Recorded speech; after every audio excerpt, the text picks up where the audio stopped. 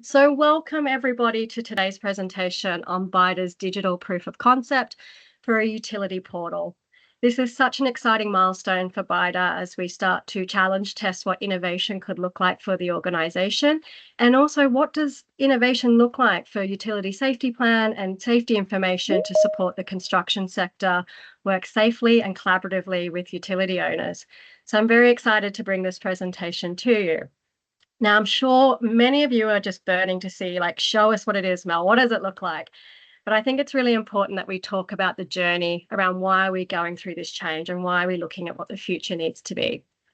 And part of that journey is the damages here in Australia. So we know here in Australia, based on contributors from leading utilities contributing to our damage data dashboard, that we are seeing upwards of 15 to 20,000 strikes per annum. So this is our dashboard as it currently stands for the last 18 months. There is a significant amount of data to be loaded in over the coming month, which will see this number hit 30,000. So no matter how you cut the data, we've got a problem. We've got damages happening every day across the country, and that means we've got workers in our community at risk of damage and harm. And all of us are on this call today because we know that we need to work together and we need to work smarter to try and influence these damages to be reduced. So I just wanted to showcase our damages to show that we do have a living problem here in Australia with damages. And we need to sort of start to challenge ourselves around how do we create an environment where workers can collaborate with us and work with us to work safely around utilities. Many of you will know that last year, BYDA, we commissioned an economic research piece around, well, we know that there's damages happening every day, but what does this cost our economy? Not just in the repair cost to the utility itself, but what does it cost our communities in terms of the downtimes, the project delays, the disruptions? And we utilised the UK research piece that came out of the University of Birmingham as a methodology here for Australia, and we replicated their research approach. Now, those numbers came through very clear that this is a costly problem, not only to the utilities for repairs, but it costs our community $4.6 billion every year based on 15,000 strikes. And I want to remind everybody on the call that that number is conservative, because BYDA took the most conservative, low-cost approach to that research in terms of our data sets, and we utilised the lowest cost in the repair bills. So we can see here that we took an average direct repair cost of $9,000. Now, we know from our research and our conversations with utility owners that some repair costs sit upwards around $250,000, and that's not a once-off. That can be a regular occurrence, particularly in the telco space. So that $4.6 billion is conservative, and we need to keep that front and center when we talk around what is the case for change and why do we need to consider doing things differently. So again, I just want to go back through here the cost ratio. And again, these are direct comparisons to the UK research piece, which also shows the ratio of that impact to community. And telecommunications, unfortunately, they are the most costly impact to our communities at 100 times the repair cost. But gas is also considerably higher than the UK, and so is water. The only area that we perform better on in terms of our repair costs or impact is the energy sector, electricity, overhead and underground. But I don't think any of those numbers should give us comfort. They should absolutely be motivating us to look at how do we do things differently. So as part of BYDA's research piece, we investigated what could be done differently. And our research came across 3 key pillars that could help us influence change and drive better outcomes for the Australian community. Now, those 3 pillars shouldn't be a surprise to anybody on this call. The 3 pillars sit in consistent legislation, where we can drive harmonised legislation around the use of the Before You Dig service by the construction sector that are breaking ground, but also compulsory membership of the Before You Dig service to ensure that we are capturing all assets that do pose a risk to our community and workers when it comes to breaking ground. And we're actively pursuing that state by state through advocacy and championing those changes to legislation. The third one is upskilling skills and capability, where we uplift the skills of our workers and empower them to work safer every day through the appropriate knowledge, and building that into every trade qualification around this country. And again, there is a project started in that space this year, which Before You Dig put a submission in through to build skills under the Australian Skills and Qualification Framework. where we said we need to overhaul the current qualifications and ensure that we have best-in-class practice in terms of skilling up our workforce. So that project is also underway. But the middle pillar is why we're here today. And the middle pillar has the greatest impact to drive cost benefits back to our economy. And that is the pillar around improved data accuracy. And the savings that could be achieved annually if we worked together to lift the quality of the data that we're supplying the construction sector and worked collaboratively with them to do so, we could be driving $782 million per annum back into the economy. Now, that's a challenge for all of us to step up to, and it's a challenge for all of us to think outside the box and how do we start to drive that change together? Hence why you're all on this call today. So one of my favorite quotes when I talk about change is Albert Einstein, and the definition of insanity being repeating the same behaviors and expecting a different outcome. So we've validated that we have a problem in this country with damages, with over 20,000 strikes happening per annum. We've validated that that's causing significant costs, not only to our utility owners in terms of their repair costs and the maintenance of their networks, but also to the broader impacts of our community and our construction sector in terms of project delays, environmental damage, disruptions to business and homes, and obviously the safety impact to workers. Now, BYDA Australia has been around since 1984, and we have relied on paper plans since 1984. And in the 80s, we used to post them out, and now we email them out, we use the internet. But at their core, they're still the same paper plan. They're still the same PDF. And so our challenge is, as we move into a world that's digitizing rapidly and is moving into an expectation of 24-hour on-demand data, is how do we as an industry work to keep pace with that change? And how do we as an industry take that step forward to say that maybe there's a place beyond the paper plan, and hence the digital disruption piece? So pillar 2 is built all around how do we lift the data accuracy and how do we move beyond a PDF? We know that a lot of our plans are based on quality level D data and are often at times an assumption of where the asset is, and how do we monetize or move forward into a space where we can capture the data that's being produced every day out there by the construction sector, that's validating the locations of our data and our asset location, but is disappearing into the abyss. We don't necessarily work well with our construction sector to capture these data trends and to use them to validate and uplift the quality of the plans that are being sent through the BYDA platform. We know that change is slow in this industry, but we need to challenge ourselves to start taking the first steps. And we need to challenge ourselves to do what is the best interest of our community in the construction sector in regards to change, and how do we create a system that meets them where they're at. And I can tell you loud and clear that the feedback is that it needs to be better than a PDF, and we need to start challenging ourselves about better accuracy data. So the digital proof of concept has evolved. Now I want to put some ground rules on the table around the platform. We are creating this initial proof of concept to support early design work. It is being designed and challenge tested against geospatial professionals, project engineers, designers, surveyors, and early project specialists. It is in no way, shape, or form at this point in time intended to replace the current referral service. It is not intended to replace the validation of assets prior to breaking ground. It is 100% focused at this point in time to support early risk mitigation in those large-scale projects that often start in design phase 5 to 6, 7 years before breaking ground occurs, and where those quick risk assessments need to be done around project viability, and also needs to be done early so that they can ensure early engagement with utility owners, so that they can see that there's major infrastructure impacting a project. And we know that early engagement always leads to better design outcomes, safety by design.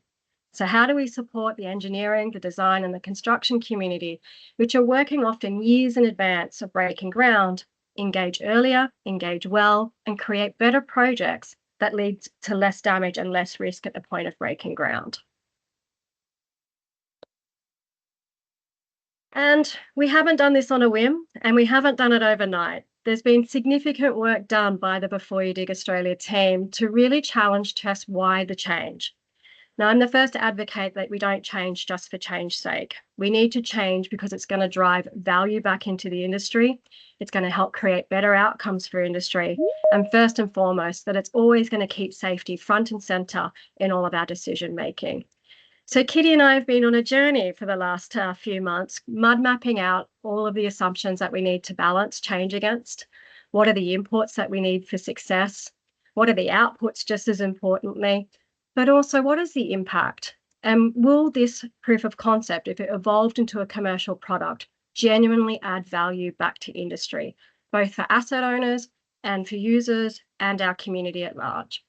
So some of the impacts that we're testing against is, will it help reduce the severity and frequency of strikes? Will it improve safety planning on construction projects? Will it reduce the direct and indirect costs in relation to these strikes? We're also looking at, does it improve environmental outcomes? Will it improve the collaboration between the construction sector and the utility sector? Will it help drive a universal uplift in the quality of our data? Will it help us create more meaningful feedback loops between engineers, designers, and construction when they validate the location of our networks, that they can create a meaningful feedback loop back into the platform that would allow utility owners to then assess that input and utilize that to uplift the accuracy in their own GIS platforms. We want the platform to be an evolving, living, breathing platform that is continually improving over time and creating an enhanced data set for all of us to capitalize on and to create a safer industry. So I'm not going to read out every line item on this particularly data-heavy page, but it will be in the PowerPoint pack so that you can see the multiple steps that we are working through to validate that the product is going to drive improvements for industry.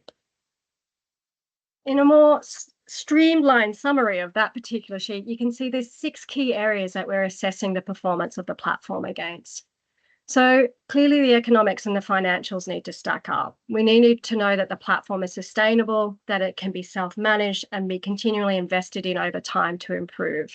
And that means the support of both our utilities in terms of providing us data, but also support from the construction sector in terms of subscribing to the product and utilizing it for its intended purposes. We're also assessing it against its technical capabilities. Does the platform have the ability to evolve and improve over time? Can it ingest meaningfully data sets from multiple sources? And can it continue to produce a user experience that is wanted, liked, and accessible for all to use? Does it meet risk and compliance? I know for many on this call today, one of your biggest concerns is going to be around cybersecurity. And I can hand on heart tell you that we are putting that front of mind as we design the system.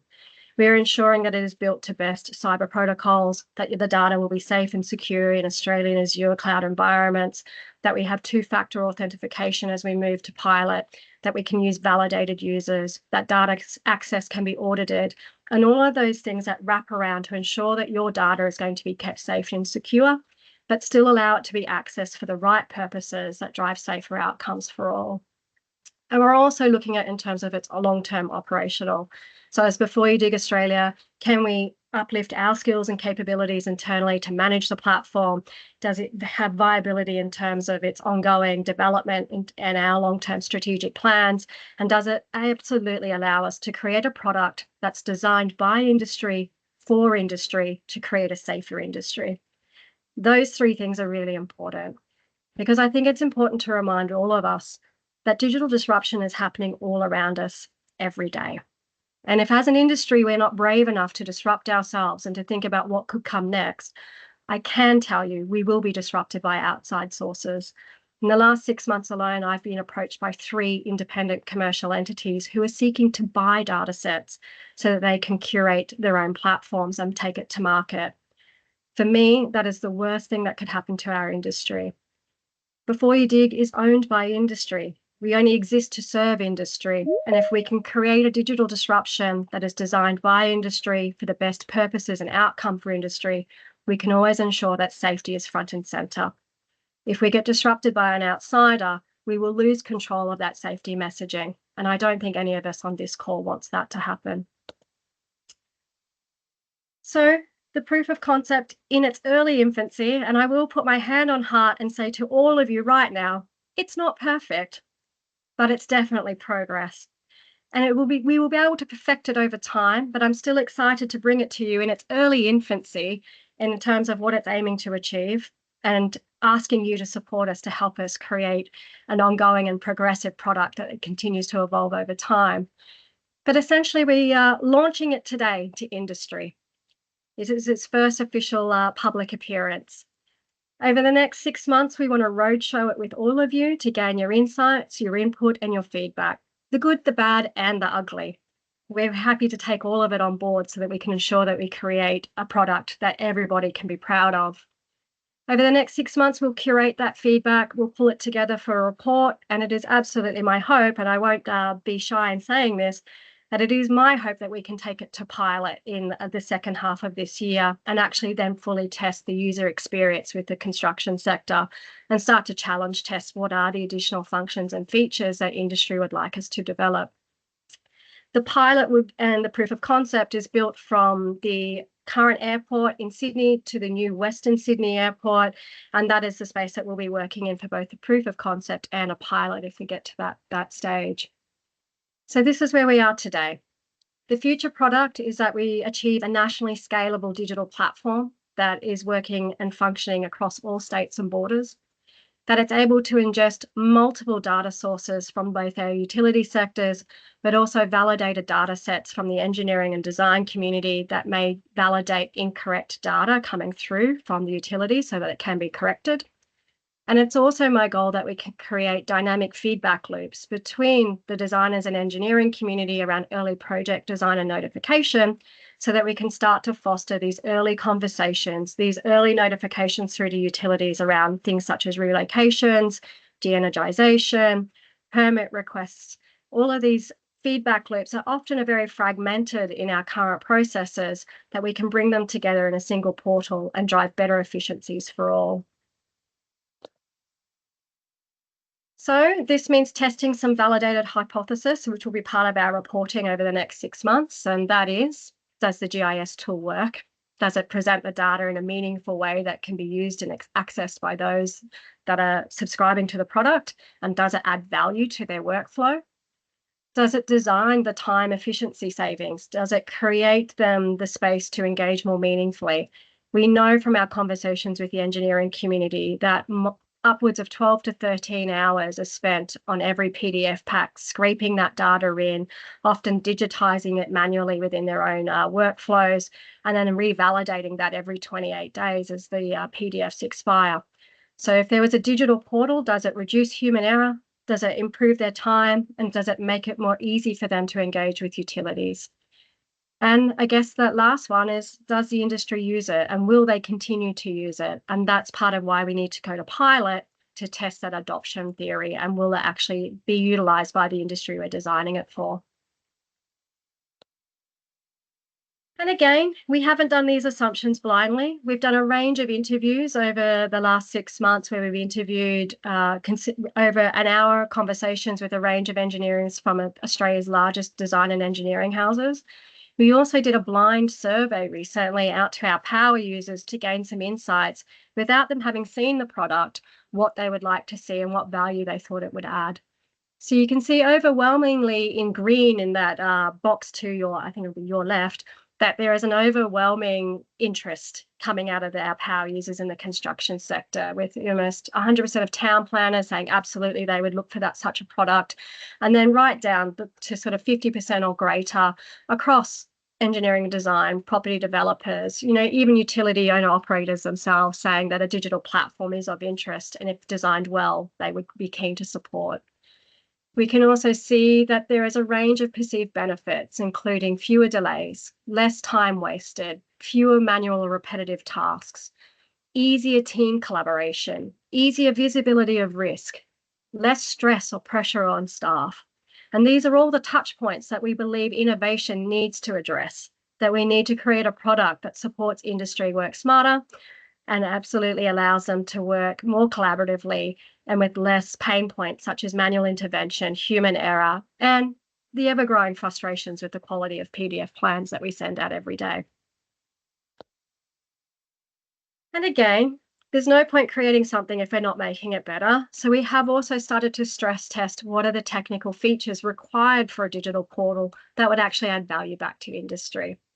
And I think some of the essentials are pretty obvious here. The clear asset ownership of who owns what, the ability to turn layers on and off. So if you've got a consolidated viewer that you can turn utility views on or off, or asset types on and off, and being able to do so with ease, the ability to search by address, the ability to export data. So this means the ability to export as a CAD file or a 12D file that can be imported into their own modeling systems.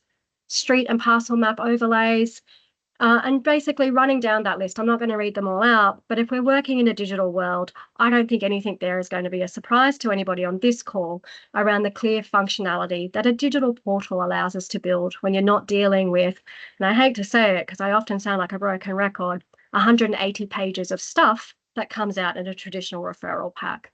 And if you're having to manually digitize and read through 180 pages of stuff, a single unified digital viewer does sound pretty attractive.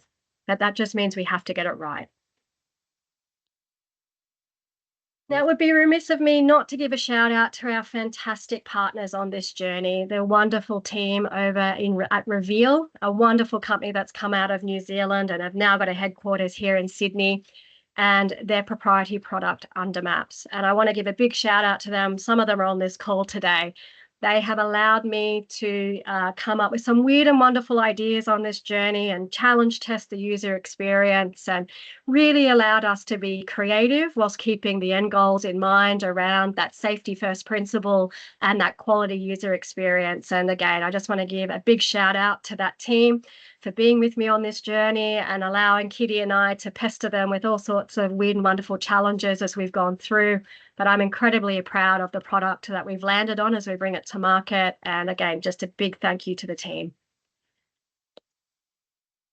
And I also want to just clarify for those around our friends at Home Affairs and the Security of Critical Infrastructure Act. I know that that is a big concern for many people on this call around the cybersecurity risk. I can assure you I've had multiple meetings with the Directorate at Home Affairs and have challenge tested our thinking around the portal and whether or not it would meet their protocols. At this point in time, they are comfortable with where we are moving. Their advice has consistently been that location data can be shared with the construction sector where it actually mitigates the risk of damage to a network. That is the location data. We are not interested at any point in time hosting your operating network data or anything that indicates how you might operate your networks. That's not the place of before you dig. We're here to showcase the location data in a way that is usable and accessible to the construction sector and those working around your networks to do so safely. And Home Affairs agrees that that is the right principles to be working from. There will be a guidance note published very shortly by the department that supports this advice, that the location of your assets can be shared digitally or on pieces of paper with the construction sector in the way that supports damage mitigation and protects the network integrity. So I will continue to have those conversations with Home Affairs as this project evolves, and I will continue to keep you informed on their position as we work through this process. But I did want to call that out today, that we haven't gone in blind. We have absolutely been consulting and engaging every step of the way.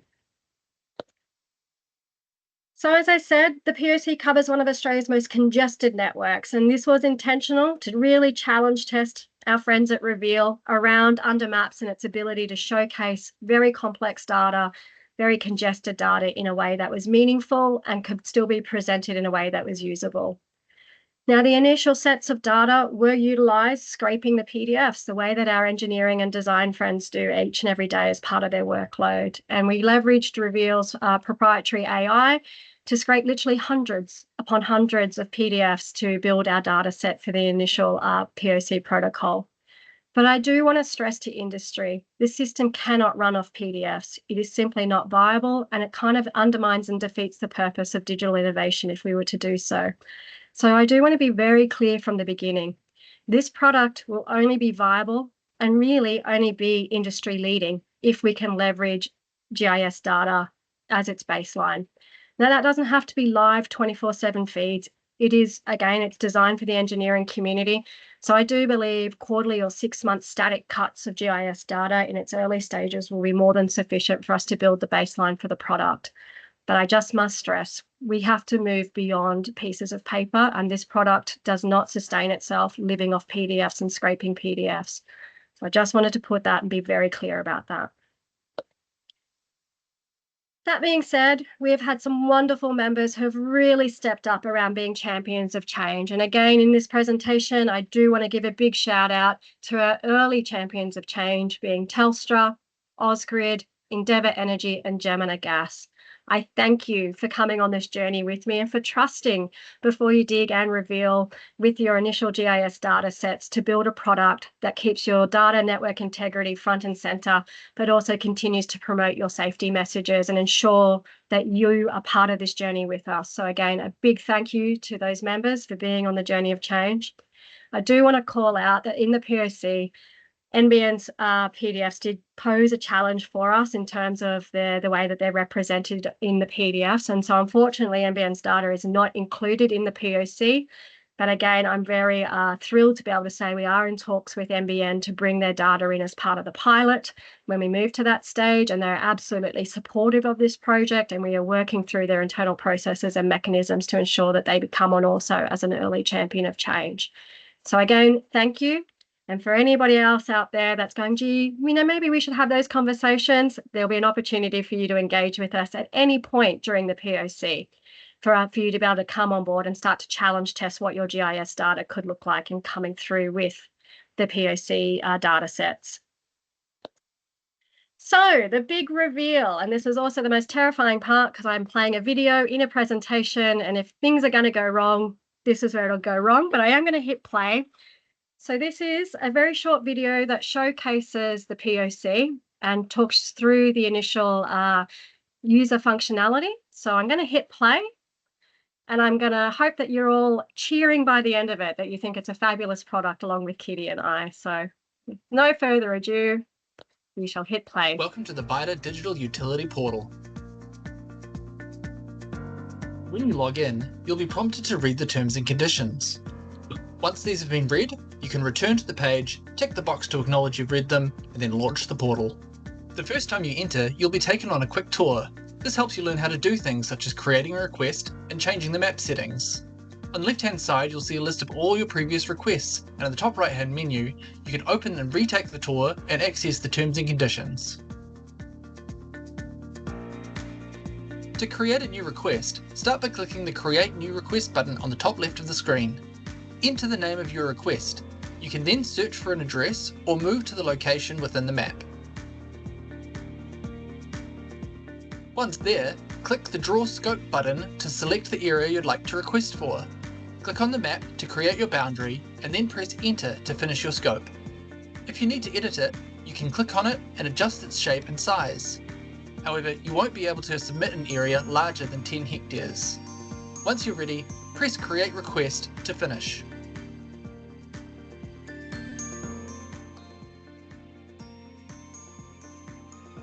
Once you have a request open, you can move around the map to view it. Opening up the legend displays what the different coloured utilities mean, and the colours adhere to the AS5488 standard. On the left-hand side is a list of all the asset owners who have data available inside this request boundary, and each of these can be filtered on or off independently. All of the assets on the map can also be clicked on and inspected. This opens up a window that displays the metadata that asset owner has chosen to provide. You can also use the attribute filter at the bottom of the page to filter on these values. At any time, you can open the map settings at the bottom of the page. In here, you can adjust the transparency of the aerial imagery with the slider. There are also on-off buttons for the street name labels, the request boundary, and also the cadastral property boundaries. You can also use an inbuilt measurement tool to help give context between the utility records and the displayed imagery. The asset owner list is made up of all the asset owners that have provided data inside the scope area. Each one can be clicked on to expose more information. This includes contact details, design notes, and a safety message. There's also a list of other supporting documents that can house terms and conditions, duty of care documents, and any other files the asset owner wishes to be made available. These can also be opened up and viewed directly in the portal, as well as downloaded for later reference. You can export the data inside your scope area at any time by clicking the Export button in the top right.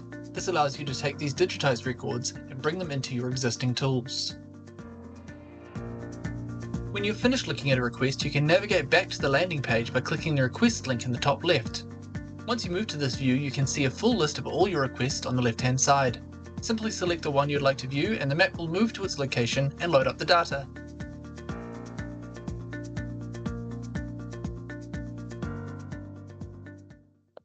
So that is the big reveal, and I'm pretty proud and excited about it. As I said, hand on heart, it's not perfect yet, but this is where the challenge is out to you guys now to help us perfect it. You know, it does show the baseline. I absolutely want to meet with each and every one of you and your teams to understand how we can utilize your expertise to make this product a world-leading digital portal that showcases digital utility information with safety front and center and front in mind. So it is critical that I am able to engage with your teams, your departments, and start to leverage what does the future look like for Before You Dig and for the world of utility information. Which brings us to the next steps. So a Q&A session, and I can see that Kitty's been frantically curating some comments in the chat section, but if any questions have popped to mind, please drop it into that chat box now, and we'll make sure we have a robust Q&A for the remainder of the meeting. But there is also now a QR code on your screen, and if you pick up your phone and scan that QR code, it allows you to register to be one of the first 100 users of our proof of concept. I will caveat that being a user means that you do need to participate in surveys and some interviews and some challenge testing so that we can curate the functionality and ensure that we're creating a really robust product. So please only register to be a user if you've got the time and availability to be part of those discussions. But you can also register for a meeting with myself and Kitty so that we can interview you and your team around what does participating in a digital portal look like? What would your GIS considerations be? What are those, security functionality that you might like to see built in to give you confidence to participate? So we want to talk to you, we want to hear from you, and we want to learn from you how we can make this a fantastic product that we can take out nationally. And on that point, I'm going to hand over to Kitty and to yourselves to start the conversation. Thanks so much. So we've already got a few questions in the chat that we were coming in as you went through. So I've replied to Dan about if it's going to be integrated with Lookup and Live, and hopefully seeing the video help clear that up a little bit, that it is a separate platform, but there's potential to integrate that data. Yes, I will say that we do want to test pulling in the Lookup and Live data across into the portal during the pilot stage. So basically it would come across as overhead data that could be filtered on or off in those toggles. So we will be challenging and testing that functionality over the next couple of months as well. Cool. And then kind of similarly to that as well, we've had a couple of data questions, so a bit of a technical one, and we do have some of our Reveal colleagues on the line as well if we need to pull them in for the really techy bits. But the question from Paul is, are we planning to provide direct integration with third-party GIS platforms like ArcGIS? And then from Lissel, whether there'll be 3D data. 3D data would be the utopian goal. The challenge with 3D data is a challenge that I put out to our utilities on the call today around depth, because you can't have 3D if we don't know the depths. So that is a challenge for all of us to work out how we could get to that true 3D modeling. It's not off the table, but I think we've got some hurdles to work through together as an industry to get there.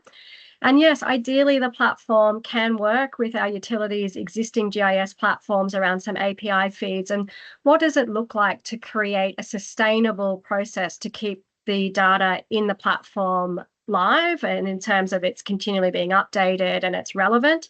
And we want to have those conversations with utilities around what do those look like? Is it a manual upload? Are APIs appropriate? How can we basically create a sustainable functionality that doesn't place too much burden on the utilities, that can be incorporated into your regular workflows, that allows us to keep this system regularly updated and allows you also to potentially ingest data from the platform as we start to look at how we bring in validated data sources from surveyors, engineers, locators that may correct some of your data sets. How could you ingest that easily back into your own platforms to improve your own data sets for your own use?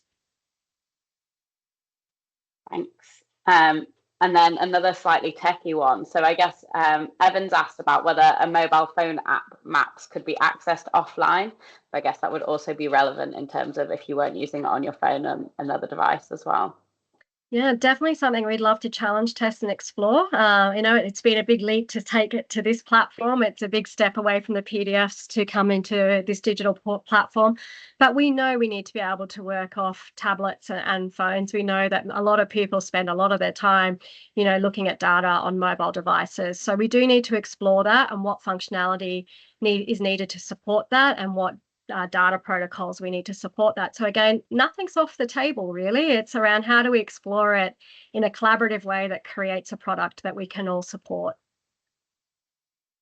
And that actually leads really nicely into the next question, which is from Nikunj, looking at the collaboration with various utilities, but probably worth just touching on generally collaboration and how we've been thinking about including that.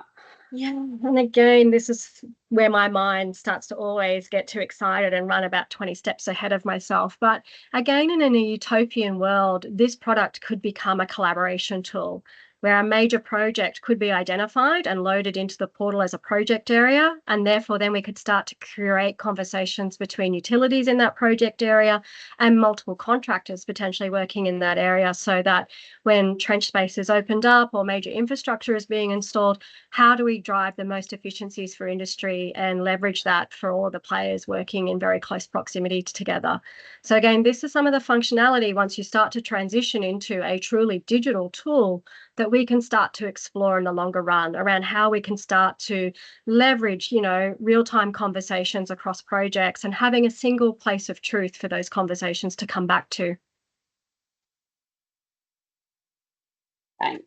And then I'm just going to run through these. And yeah, guys, if there are some questions that you're most interested in, do feel free to put a thumbs up just so that we know we get the most liked ones answered in the time we've got. But from Kelly, we've got about if there's going to be any guidelines for the data, for the supplied GIS data, or is that going to be at the discretion of the supplying utility? Look, I think we do need to set some protocols around the data sets that come in. One of our learnings, I spent some time talking to the team in the UK around the National Underground Asset Register, or NUA, as it is known, around some of the challenges they've had where they've accepted had challenges around multiple disparate data forms and bringing that in. And I think there's a learning there around setting, a baseline standard that we need to work towards to ingest data. And again, that's something that I want to collaborate very heavily with industry on around how do we set with the team at Reveal and the product to go, these are the XYZ, compulsory data sets that we need to bring into the portal. And then how can we work with you to build up over any discrepancies that may exist? I know that all of the utilities have varying levels of data accuracy based on their own GIS maturity or their own, maturity of their GIS teams. But that doesn't mean we shouldn't try. And we don't have to be perfect from day one. We need to basically work through and start progressing. What does the future look like over a 3 to 5 year horizon? So I do want to give all of you on this call to take back to your teams. We don't need to be perfect to start. But what we do need to do is start to have some really frank and honest conversations with ourselves as an industry to go, well, how do we get from where we are today to where we want to be in 5 years? And what are the baseline steps that we need to take to get there? And we want to work with you to get there. We want to support you to get there. And I really want to make sure that we don't leave anybody behind. This tool only really works and drives value if we have a maximum amount of participation, both from utilities and the construction sector, to get us there. So again, don't focus on perfect. I don't want anybody walking away going, oh, we can't because our data's not perfect. I know, and that's okay. What I'm saying is let's start taking the small incremental steps to get us all there. And let's focus on progress, not perfection. And then I'm going to pull a couple of questions together. So we've got one from Shay that has a few thumbs up and one from Chris. both talking a little bit about the accuracy of the data. So from Shane about the incentive for locating companies to provide data back into the portal, noting that this has been an issue. And then from Chris talking about using the undermap system to look at depth and incorporating more locations in the system over time, so that we can update that data. Both great questions. And I think there's some varying avenues to explore. How do we incentivize industry to provide data back? Well, that's something that we need to have some conversations around. What does that look like for locators versus surveyors versus construction companies? And there may have to be a multiple approach level there. I think there's conversations with government when it's publicly owned projects, such as major roads or public infrastructure, around changing contracting to state that data curated during the process of utility locations can be shared back to before you dig. So that's one way where we start to bring in through government contracting around their procurement processes. And then it's working with industry to go, well, what is the right fit for us to curate a living data set that gets better over time? It will be quality level D to start with, because that's the data that we have. But again, if we aim at progress over time, where we start to find out the correct incentivization for industry to participate, we will lift the quality over time. And one of the wonderful things about the Undermaps product is it can actually map the data sets over time. So it can show a data history from quality level D when we started. And as we bring in different data sets over time, you can actually map that out and view the history of that location over time. It's one of the reasons why I particularly got excited about the product, is its ability to showcase different data modeling over a period of time to show how it lifted from quality level D to, say, quality level B over time. It also has the ability to store photos and reports, etc. And there's a whole range of functionality in the product that we haven't even activated yet because we weren't ready. So I think there's a lot of opportunity to showcase improvements over data, to give users and the utilities some confidence around how the data was lifted and the validating of the different data sets as it comes in. And when it comes to how do we incentivize industry to participate, well, nothing's off the table yet. Nothing's been decided yet. This is a journey, and it's a journey of 1,000 steps. And this is just day one. So let's have a conversation about that.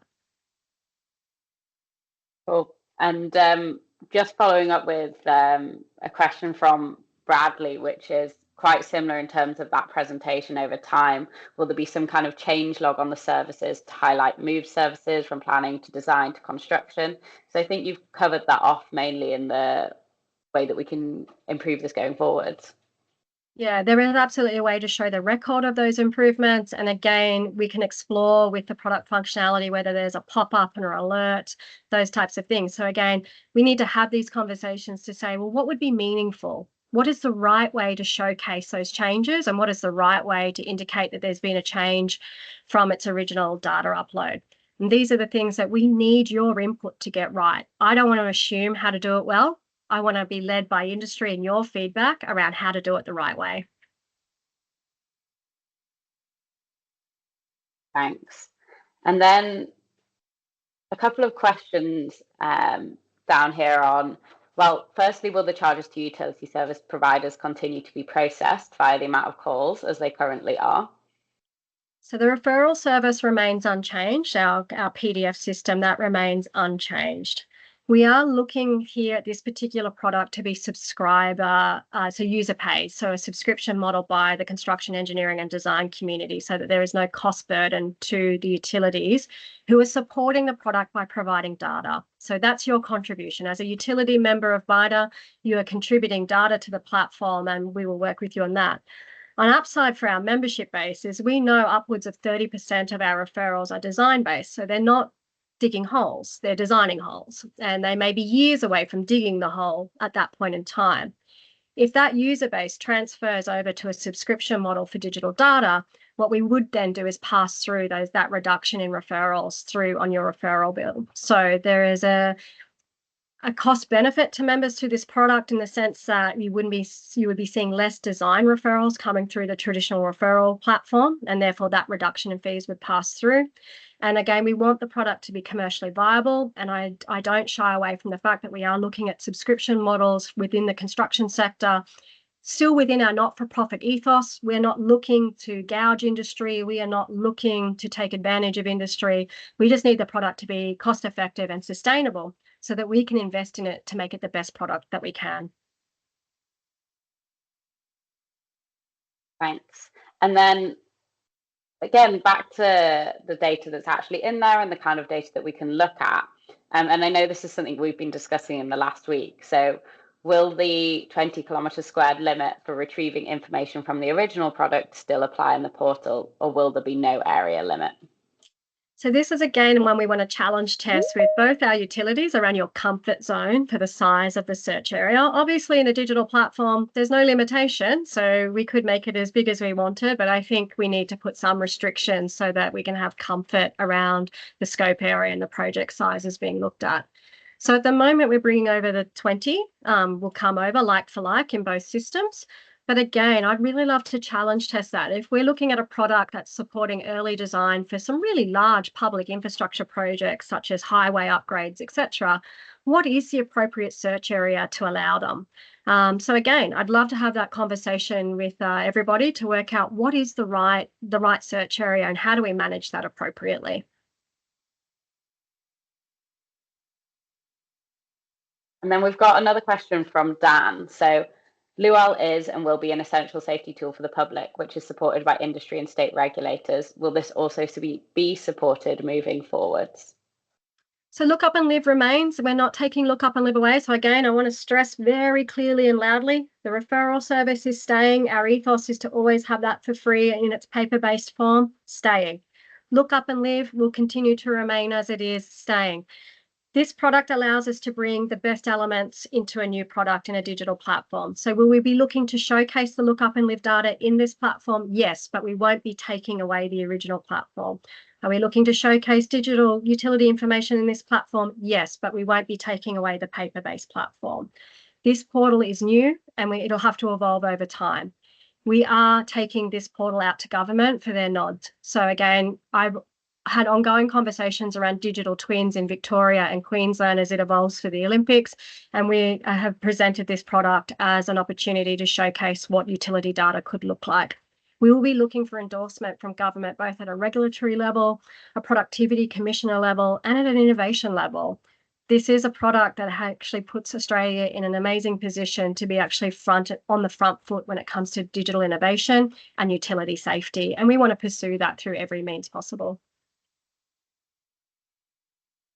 Thanks. And a kind of question in the same region from Rachel that she says, I subscribe to plan and ticket access to display external requests. Is this something that will be integrated into one portal down the track? So this ticket access sits completely separately to Before You Dig and our services. So we are focusing on this product being a collaborative tool and being able to represent utility information in the one viewer, as you've just seen. So we do, as I said, we do know that we need to keep the referral service as it is. There is a large homeowner demographic and the DIY market that leverages that. And there will be people that will love paper for forever and a day. And we need to give them access to information in the way that they want to use it. So the referral service will continue to sit as it is. We will continue to enhance the way that it works, and we'll continue to invest in its future as well. The digital portal has a whole realm of use cases that we need to explore. And I think those use cases, some of them we've probably never even put on the table to discuss because we didn't have a digital backbone. So there's things such as collaboration, there's things such as permitting processes that could be linked to the portal and to streamline permits, relocation requests, de-energization requests, and really starting to streamline the portal into the future. And I'm talking probably 5 to 10 years ahead here.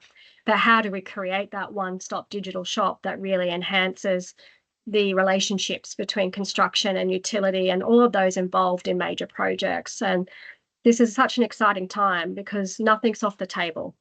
We have an opportunity to explore things that we've never even considered in the past. And I really want to have those conversations with you. Thanks. From Neil, we've got, is there any thoughts around how this might work with the APGA pipeline database? We would love. That's a data set that is a perfect fit for this portal. So APGA and representatives on the call, I'd love to have a chat around how could we bring our two systems together and have a stronger, united relationship in terms of that pipeline safety. So let's have a conversation about that. Great. Yes. And obviously fill out the QR code if you do want to have that conversation.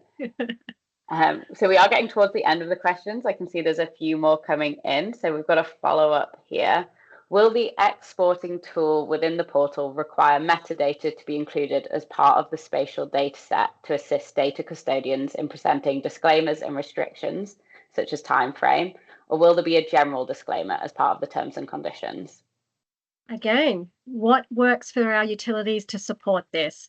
We are happy to work with you in terms of what is the appropriate security protocols, metadata protocols, and terms and conditions to give you comfort around supporting the system. So if we need to have a specific terms and conditions to download the data, we can build that into the platform. You can see we've already got an existing terms and conditions in there that must be ticked and acknowledged. We can work with the team at Reveal to build in that additional terms and conditions for downloading. So again, utilities, tell me what you need to feel comfortable and to support the platform. We want to work with you to make this a success. And we want to work with you that you can have comfort that we're putting your needs front and center, in terms of your data protocols and your comfort around cybersecurity so that we can get maximum support and participation. So don't be shy. Tell me what you need. We're happy to work with you to make sure that we can drive a platform that industry can be proud of and can support. Thanks. And I got another question from Lee here looking at data standards. So he says, will you look at the A specs? We specify it as the default GIS data format for the contributed subdivisions and new internal projects. If there is a data standard, it would be nice to only have to worry about a single standard rather than handling multiple. I agree that simple is always best. And again, I'd love to explore that with you and to work out which is the best standard or, again, how do we create that appropriate standard together? So again, let's work with that. We need to create a platform that's sustainable and viable. And that means that it's simple and easy to access, use, and support. I do not want to create a system that requires 100 different standards to participate because that will just drive us all a little bit crazy over time. So let's have those conversations as an industry. Let's come together and challenge test what works, what doesn't, and what is the right pathway forward. From Brad, we've got, is there a plan to integrate the area of interest layer to be added to the new Smarter WX platform? This would remove the need to manually upload the AOI to the BYDA website. Look, I think that's a good question around could we get the two systems to talk at the point of digging? So if you had done this as your early risk assessment and then you're ready, can you import your area of interest straight into the referral service to generate a traditional referral? I think that functionality, we have tested that in previous digital twins, particularly with Digital Twin Victoria. We challenge tested that methodology. So it's something we can and will explore over the next 6 to 12 months as we progress to pilot. Thanks. And I think we've got another question just come through. I was about to say it's the last one. It's not quite. But thanks all for your positive comments in the chat box as well. From Greg, we've got, will the information be available as restricted spatial web services so they can be used in conjunction with the in-house data sets? Ooh, well, that's a question around that exporting. What is the appropriate type of export? So we've suggested CAD or 12D, which seem to be the most common export types used within the engineering house.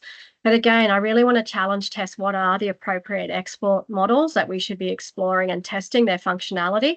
So again, if you've got suggestions around that or can showcase some case studies around how you use data, I would really love to hear it so that we can explore its appropriateness for the portal. Thanks. And the final question we've got in the chat now, could the role of AI be explained a little bit in greater detail? Yeah, look, I think we need as an industry to explore AI and the incredible advancements in LMP and its ability to assess large data sets quickly. So we leveraged AI to be able to ingest the hundreds upon hundreds upon hundreds of PDF plans to get a baseline data set. But there's some really interesting case studies around AI being able to leverage data sets to show high risk areas where there may be multiple high risk assets, such as high pressure or high voltage, where we could map that across our damage data dashboard to show that this is a high risk area, and being able to send those alerts to both the user who's potentially going to be working in that area, but also to members to start to showcase, those high risk alerts around their network. There are so many advancements that the traditional way that we have worked haven't allowed us to leverage AI. The existing referral-based paper-based platform is very difficult to build some of these AI functionality, versus a digital portal where we can create proprietary AI that lives within the platform and is safe and secure, that we could start to leverage some of these alert services and risk assessment tools that could be built within the platform. So I'm quite excited around exploring AI. And again, if you as a utility or at a construction firm are leveraging AI now to do some of those risk assessments, and what are your learnings from that? Again, I would love to have those conversations to share learnings and to share experiences so that we can all grow together. Thank you. And I think I've covered off all the questions in the chat. Do shout if I haven't. Please send the message again. And if there's anything else, as we've said, obviously you can go through here, go through the QR code in front of you, and I'll hand over to Mel to just finish up.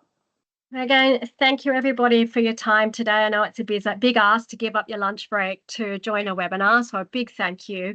I am really excited about this journey. And as I said, it's all about progress. Perfection is an impossible goal and one we shouldn't set ourselves. But I think we can all take active steps together to start to challenge test what the future might look like.